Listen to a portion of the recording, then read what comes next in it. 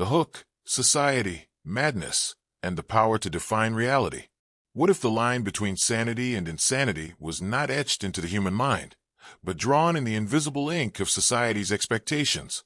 What if the labels we casually assign to those deemed mad were not truths, but mirrors reflecting the anxieties, prejudices, and power struggles of those in control? To explore this, we must step into a world where reality itself becomes negotiable, where the definition of reason is dictated not by the mind, but by the society surrounding it. This is the world Michel Foucault, one of the most daring thinkers of the 20th century, sought to illuminate. From the cold, stone corridors of 17th-century European asylums to the antiseptic modern psychiatric institutions, the treatment of madness has always been a story of fear, control, and authority. In those early times, men and women who deviated from accepted norms were not merely misunderstood, they were confined, isolated, and branded as dangerous. Entire communities were complicit, believing that the containment of the insane was a necessary safeguard for society itself. The mad were removed from sight, their voices silenced, as if society could only feel secure by banishing what it did not understand. Yet in these acts of exclusion, something profound was revealed. The boundary between reason and madness was never purely a matter of the mind. It was a matter of social agreement, enforced by law, ritual, and custom. Foucault's inquiry begins with this unsettling question: who decides what is normal? And more importantly, what mechanisms allow those decisions to dominate the lives of others? The philosopher argued that madness is not a timeless, universal truth, but a construct shaped by power. As we consider this, we confront the eerie realization that much of what we accept as objective knowledge about the mind has been filtered through layers of authority, each with its own agenda. The healer becomes the controller, and the institution meant to liberate reason becomes the instrument that confines it. History is filled with stark examples. In the mid-1600s, France witnessed what Foucault called the Great Confinement, where thousands of people, deemed unproductive or unruly, were locked away in vast asylums. Poverty, eccentricity, and dissent were treated as symptoms of mental disorder. Within those walls, the mad were subjected to harsh routines, chained in rooms, and subjected to therapies that blurred the line between punishment and care. These practices were not merely acts of cruelty. They were reflections of societal priorities. Confinement was less about healing and more about defining, controlling, and containing those who threatened the image of a stable society. Across the centuries, the story of madness continued to evolve, yet the underlying tension remained: the fear of difference and the power to dictate what constitutes rationality. By the 19th century, medical professionals assumed authority over the definition of mental illness. The rise of psychiatry brought new terminology, new treatments, and the illusion of scientific objectivity. Yet, Foucault revealed that even this seemingly rational framework was infused with social imperatives. Psychiatry did not simply describe madness. It helped to enforce the norms society demanded. The classification of disorders, the assessment of symptoms, the judgment of behaviors, all were shaped by cultural expectations as much as by biology. And yet, there is a haunting intimacy in this history. The stories of those confined in asylums are not merely historical footnotes. They are human stories of anguish, isolation, and the struggle to maintain a sense of self in the face of systemic judgment. Some were locked away for eccentricity, others for the audacity to question authority, and still others for reasons as trivial as refusing to conform to prescribed roles. In every instance, the treatment of madness exposes a society grappling with its own insecurities, fears, and contradictions. Foucault's genius lay in his ability to see these patterns and to articulate them in ways that force us to question the very foundations of our assumptions about reason and sanity. By opening this lens, we begin to see that madness is more than a medical or psychological condition. It is a social instrument, a mirror that reflects the anxieties and power structures of the society that defines it. When we look back at the asylums, the medical texts, and the legal decrees, we see not just the suffering of the confined, but the exercise of societal control, the shaping of behavior, and the subtle, often invisible assertion of authority. Foucault challenged us to reconsider what we accept as truth about the mind, and in doing so, He challenged the structures that maintain our perception of reality itself. As we embark on this exploration of madness, power, and society, the question lingers. If the line between sanity and insanity is drawn by collective consent, how free are we to define our own minds? How much of what we consider normal thought, behavior, or emotion is genuinely ours, and how much is imposed by the invisible pressures of society? This is not merely a historical inquiry. It is a mirror held up to every modern institution, every authority, every norm that shapes how we perceive ourselves and others. Madness, in Foucault's view, is not a defect to be eradicated. It is a lens through which we can see the hidden mechanisms of power, the fragility of social order, and the illusions that sustain our perception of reality. Understanding this begins with history, with stories of confinement, exclusion, and judgment, but it does not end there. It reaches into the present, into the subtle ways society continues to define, categorize, and control behavior, and it forces us to confront a profound question. What does it truly mean to be sane in a world where the boundaries of reason are dictated by others? The history of madness, from chains to clinics. The story of madness is, in many ways, the story of society itself, of fear, control, and the desire to define who belongs and who does not. In the mid-17th century, Europe underwent a transformation that would forever alter the lives of countless men and women. Historians call it the Great Confinement.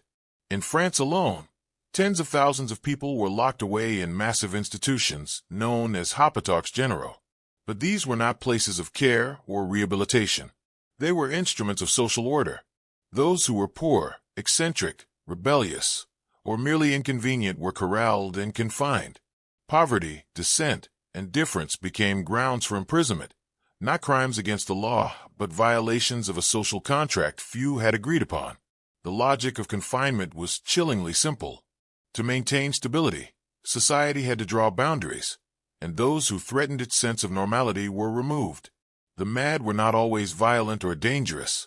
Often, they were imaginative, questioning, or unwilling to submit to the rigid structures of daily life. Yet in the eyes of the authorities, deviation itself was a form of disorder. Within the stone walls of these institutions, inmates were subjected to strict routines, heavy labor, and isolation. Chains and locked doors were common, but so were rituals intended to break the spirit, religious instruction, moral lectures, and the constant scrutiny of guards and attendants. Through these measures, the line between punishment and therapy blurred until it became almost invisible. The mad were controlled, shaped, and made to conform. By the 18th century, a new approach emerged, known as moral treatment. Reformers such as Philippe Pinel in France and William Tuke in England sought to replace chains with compassion, arguing that gentler treatment, structured work, and humane oversight could restore reason to the mind. Their innovations were revolutionary, and for a brief period, the idea that care could coexist with control seemed plausible. Yet even this reform was not free from the logic of authority. The very act of deciding what constituted moral or proper behavior remained dictated by the social hierarchy. The institutions still imposed conformity. They merely replaced overt cruelty with subtler mechanisms of psychological control. Kindness was a tool, not an ideology, and the patient's autonomy remained subordinated to the dictates of society. Foucault's observations illuminate these developments in striking ways. He argued that madness is never merely a biological or psychological phenomenon. It is a construct, invented and regulated by those in positions of power. The act of defining someone as insane does not merely describe a condition. It enforces social norms, maintains hierarchies, and delineates the boundaries of acceptable behavior.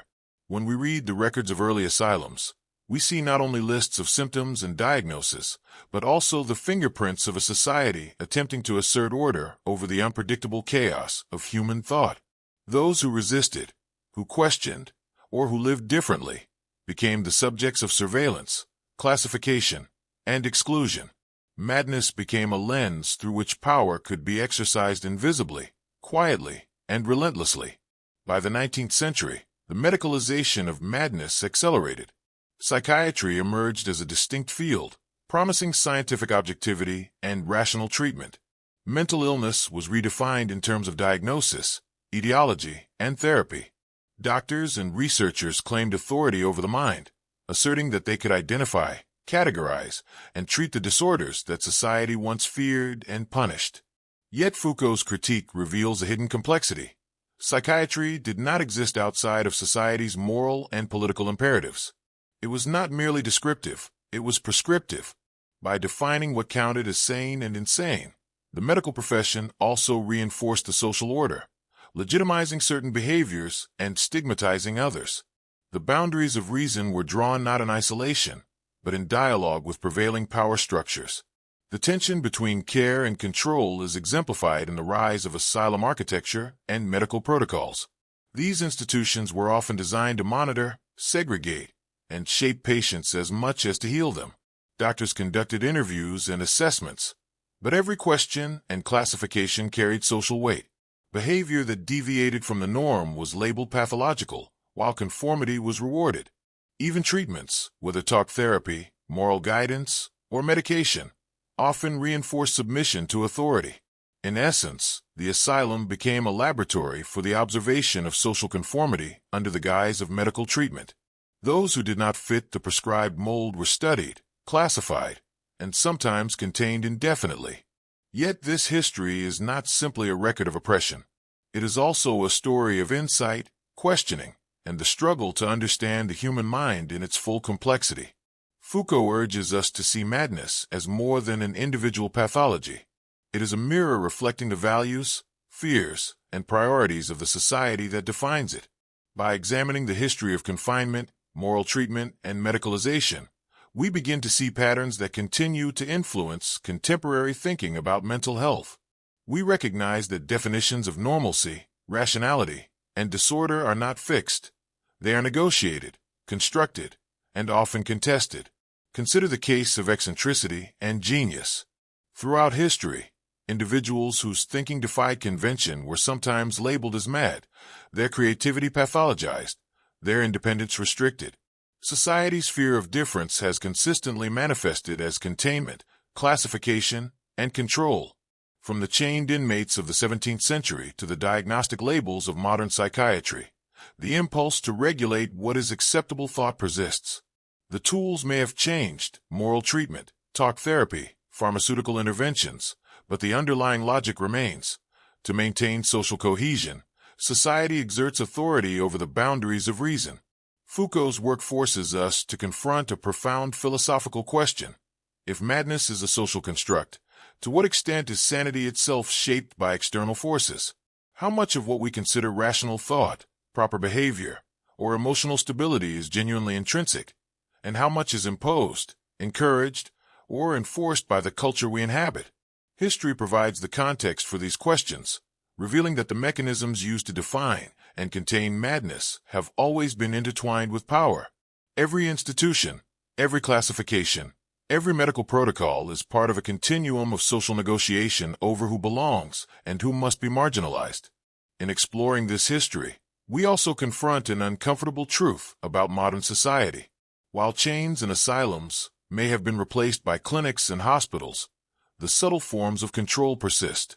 Surveillance, labeling, and social expectation continue to delineate the boundaries of normalcy.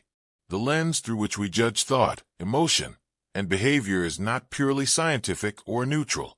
It is filtered through the same societal concerns that have guided human intervention in madness for centuries. In this sense, understanding the history of madness is not merely an academic exercise. It is a mirror reflecting our own susceptibility to social conditioning, fear, and authority. The story of chains and clinics, of confinement and care, reveals that madness has always been more than an individual condition. It is a social instrument, a mirror, and a warning. By examining this history through the insights of Foucault, we begin to perceive the invisible threads that bind not only the minds of the mad but the assumptions and expectations of all who live within society. Understanding this continuum challenges us to reconsider the definitions we accept, the boundaries we enforce, and the institutions we trust. Madness, in its history, becomes a lens through which we can interrogate power, control, and the fragile distinctions between freedom and constraint. Foucault's philosophy, madness as a mirror of society. To understand madness is to confront the structures of society itself. Michel Foucault argued that the designation of someone as mad is rarely a neutral judgment about the mind. It is, instead, a reflection of the collective fears, anxieties, and ambitions of the society that imposes the label. Madness, in this sense, is a mirror, showing not only the contours of the individual psyche, but the invisible networks of power and knowledge that define the boundaries of what is acceptable thought, behavior, and emotion. Foucault's revolutionary insight was to turn our attention from the patient to the institution, from the illness to the society that defines it, and from the clinical diagnosis to the mechanisms of control that underlie it. Foucault's own life shaped this perspective. Born in 1926 in Poitiers, France, he lived through an era of extraordinary social, political, and intellectual turbulence. The shadow of war, the rise and fall of empires, and the restructuring of European institutions provided the backdrop for his studies. Trained in philosophy and history, Foucault became obsessed with the ways knowledge and power intertwine. Madness was not merely an object of study. It became a lens through which he could explore the broader questions of authority, order, and the nature of truth. His work challenged the deeply ingrained assumption that knowledge is neutral and that reason is universal. Central to Foucault's critique is the concept of power/knowledge. This idea asserts that knowledge is never independent of the power structures that produce it. When a society declares someone insane, it is not simply describing a mental state. It is exerting authority, delineating norms, and maintaining social cohesion. Consider the asylum, for example. Every assessment, every diagnosis, every classification of behavior is infused with power. The psychiatrist wields authority not merely because of expertise, but because society grants legitimacy to their judgment. To be labeled insane is to become subject to an institutional gaze, a judgment that extends far beyond the individual to encompass social, moral, and political norms. The concept of the medical gaze is particularly illuminating. Foucault describes it as the way medical professionals observe, categorize, and regulate human behavior, often invisibly and without question. In asylums and clinics, the gaze does more than diagnose, it disciplines. The patient is observed continuously, and their behavior is interpreted through socially constructed criteria of normalcy. Even acts of rebellion or dissent are seen as symptoms rather than expressions of individuality. This gaze transforms the asylum into a theater of power, where every interaction reinforces the social order. The mad become not just patients, but instruments for the validation of societal norms. Through historical and contemporary examples, Foucault demonstrates that what counts as madness is contingent, culturally constructed, and historically variable. In one century, eccentricity might be celebrated as genius. In another, it is condemned as insanity. Religious fervor, philosophical inquiry, or nonconformist thought could all be labeled pathological if they threaten prevailing structures. By examining these shifts, Foucault shows that the classification of madness is less about objective reality and more about the anxieties and priorities of those in power. The mad are not merely ill. They are symbols of a society negotiating its limits, its fears, and its definitions of order. Foucault's writings also reveal the consequences of resisting these structures. Those who questioned the legitimacy of institutions or the authority of medical professionals were often marginalized, ignored, or dismissed as irrational. Intellectual and moral resistance was not merely an act of courage. It was a challenge to the very frameworks through which society maintains control. In this sense, understanding madness is inseparable from understanding the stakes of questioning authority. It exposes the tension between freedom and conformity, between thought and regulation, and between individual autonomy and collective expectation.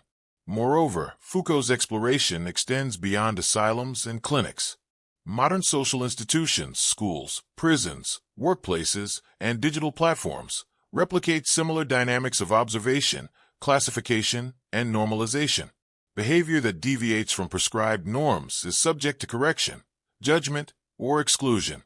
Labels are applied, metrics are measured, and systems of reward and punishment are enforced. Madness, in its historical form, becomes a metaphor for the way societies continue to negotiate conformity, control, and the boundaries of acceptable thought. The mechanisms may have evolved, but the underlying logic remains. To preserve order, society defines and manages the limits of reason. Foucault's perspective challenges the comforting notion of objective truth.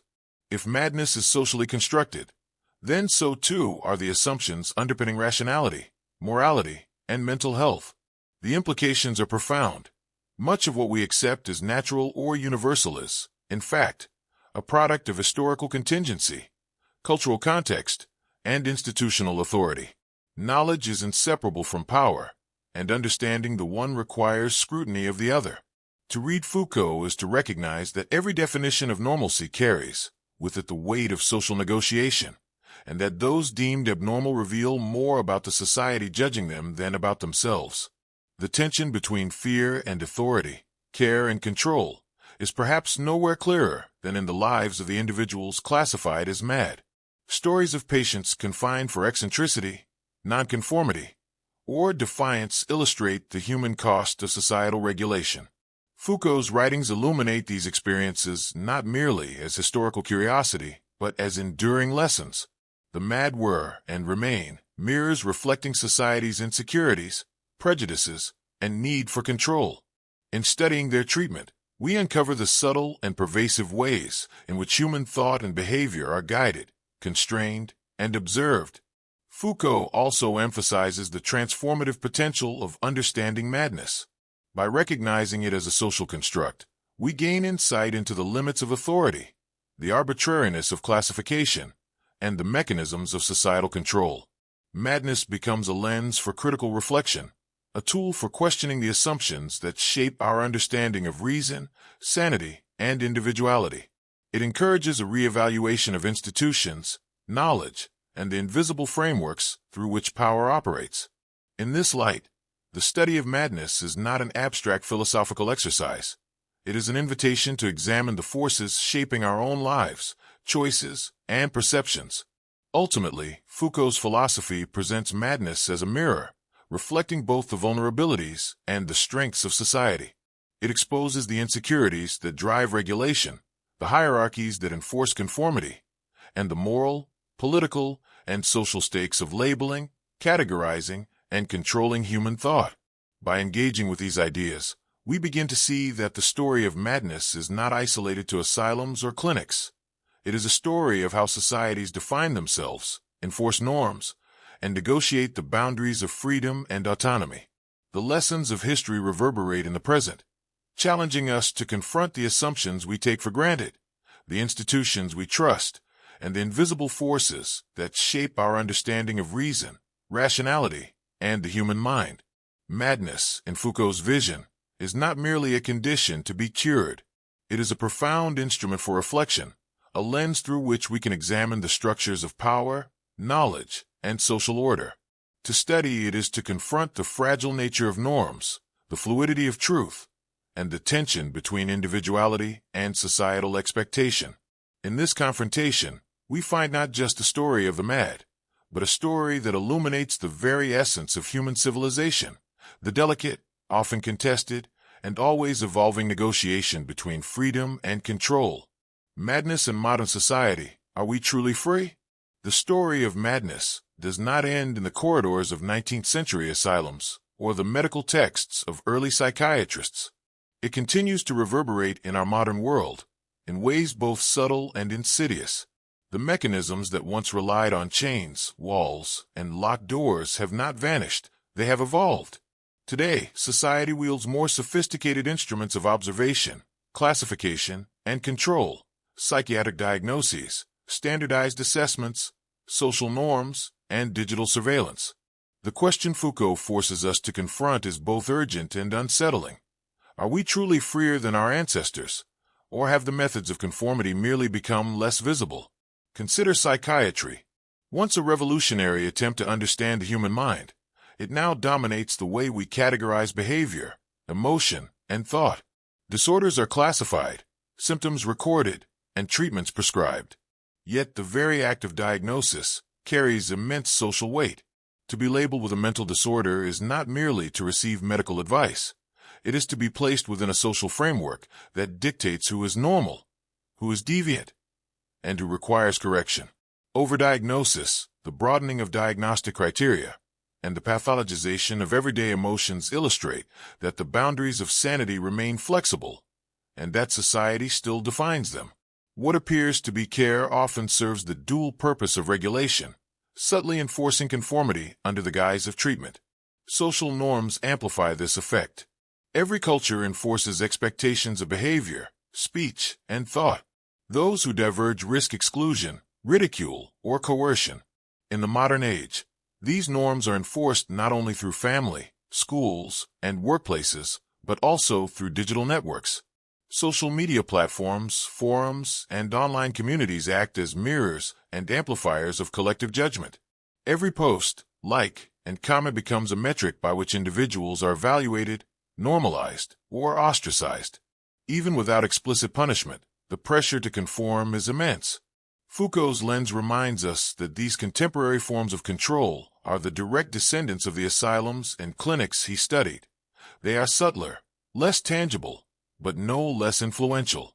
Surveillance, once physical and direct, has become psychological and pervasive. Data is constantly collected, analyzed, and interpreted. Algorithms determine the content we see, the advertisements we receive, and the social feedback we are exposed to. In this digital ecosystem, behavior is quantified and ranked, conformity rewarded, deviation scrutinized. The same logic that once confined the mad within institutional walls now operates invisibly, shaping perceptions, desires, and choices. The question of freedom becomes pressing when our actions, thoughts, and even emotions are continuously observed and categorized. How much autonomy remains? Are we truly thinking for ourselves, or are we subtly guided by the invisible architectures of society? The impact on mental health is profound.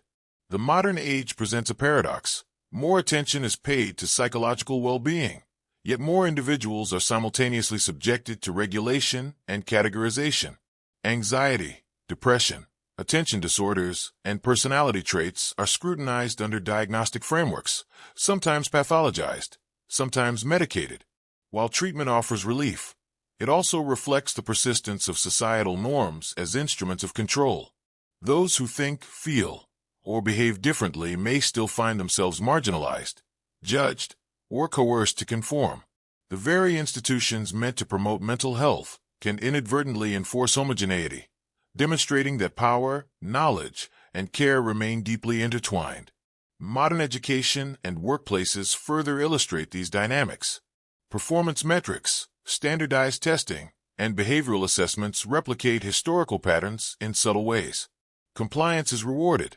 Creativity and dissent are often monitored, measured, and sometimes punished. The invisible lines of normalcy extend into every aspect of life, shaping ambition, thought, and interpersonal interaction.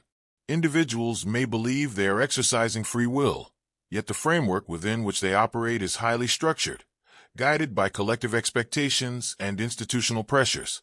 Freedom, in this sense, is conditional, negotiated, and constantly reinforced by social mechanisms. Foucault's insights illuminate the ethical dilemmas embedded in these practices. The balance between care and control is delicate. Society must provide structure, guidance, and support, yet the same structures can constrain individuality, enforce conformity, and marginalize difference. Ethical reflection becomes essential. How do we distinguish between genuine support and coercion? How can we create systems that respect autonomy while addressing vulnerability?